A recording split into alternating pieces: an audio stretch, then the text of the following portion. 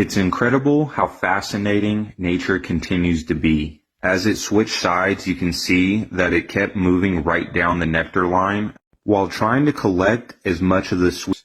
Once the trap is spring closed, its prey starts to feel the grasp of the plant and move faster and faster. The plant becomes more certain and more